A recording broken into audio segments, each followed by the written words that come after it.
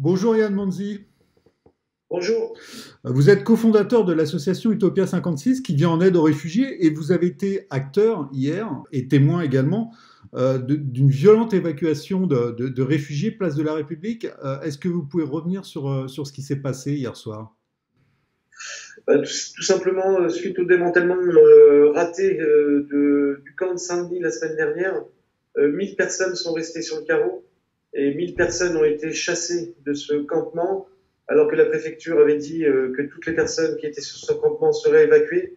Et en fait, sur les 1000 dernières personnes ont été évacuées du campement.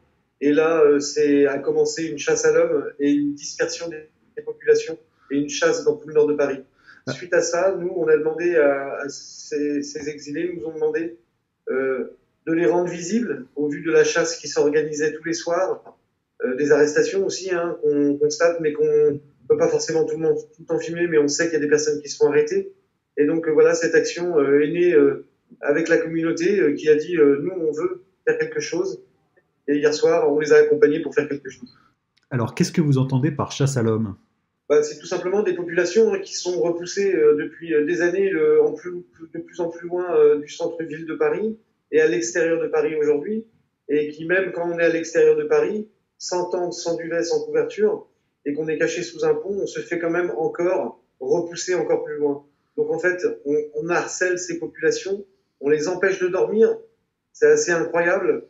Je ne sais pas où on veut arriver, mais ce qui est sûr, c'est que les populations exilées était à bout. On a essayé de faire ça pour qu'il y ait une prise en charge. Ça n'a pas marché. Et quoi qu'il arrive, on continue. Et la lutte, je pense qu'elle va continuer.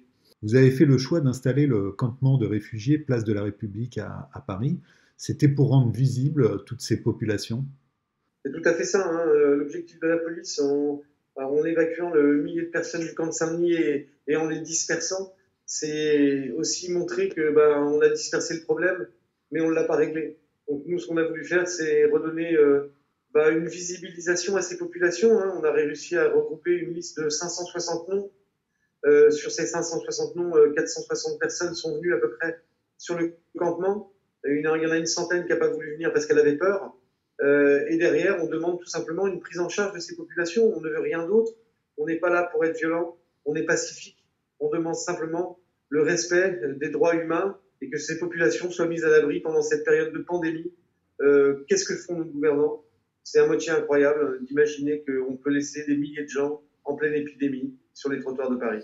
Alors c'est principalement au gouvernement qu'on s'adresse. C'est lui qui est le responsable de l'accueil des exilés, ou plutôt du non-accueil des exilés, parce que c'est plutôt une politique de non-accueil que l'on voit plutôt qu'une politique d'accueil, même si la communication du gouvernement va dans ce sens. Et derrière, on demande à l'État d'arrêter ce harcèlement sur ces populations, bien sûr à Paris, mais on peut le vivre à Calais et dans d'autres régions de France, à Grande-Synthe, où là, c'est encore plus l'horreur. Bon, ils n'ont pas une couverture médiatique comme à Paris, donc imaginez ce qui peut se passer déjà à Paris. Imaginez à Calais et Grande-Synthe, on dit stop, on veut simplement que ça s'arrête et que les policiers arrêtent le harcèlement sur ces populations et qu'il y ait des mises à l'abri pour toutes les populations qui arrivent. Aujourd'hui, où sont tous les réfugiés qui ont, entre autres été victimes de violences hier soir? C'est comme il y a un moment donné, bien sûr, nous écoutons et nous travaillons en collaboration avec les communautés. Les communautés, à un moment donné, ont dit Yann, ça devient trop violent. Il va falloir qu'on se disperse, sinon on va se faire taper encore plus. C'est eux qui donnent le ton. Et à un moment donné, ils m'ont dit Yann, on va se disperser. Et moi, j'ai contacté les forces de l'ordre pour leur dire qu'il fallait arrêter de nous gazer et de nous taper, et que les populations allaient se disperser. Et on leur a demandé où vous voulez qu'on aille. Et ils nous ont dit on veut que vous alliez dans le nord de Paris, vous sortez de Paris, et si vous allez entre le Stade de France et Saint-Denis, on vous laissera dormir. Et en fait, en effet, on a pu dormir 3 heures, et ce matin à 6h30, c'est recommencé. On a été évacué et c'est reparti. Comment comptez-vous maintenir votre aide dans la situation actuelle? J'ai envie de vous dire, on est habitué à l'urgence à Utopia, on va s'adapter, on fera au mieux avec ce qu'on a, avec le peu de matériel qui nous reste aussi. Donc on fera comme on peut. Par contre, ce qui est sûr et certain, c'est qu'ils pourront compter sur nous.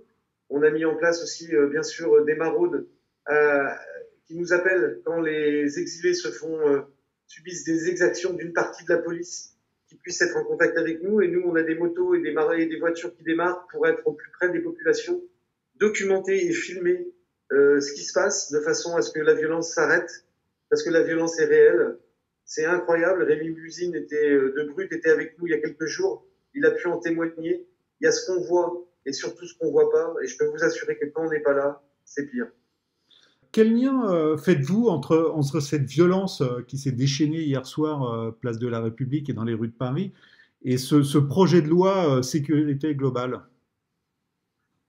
Bah, il est évident qu'il y a une partie des policiers qui se comportent mal dans notre pays, on le sait tous. On ne peut pas dire que c'est une partie infime de nos policiers. Je pense qu'il y a un vrai sujet dans la police.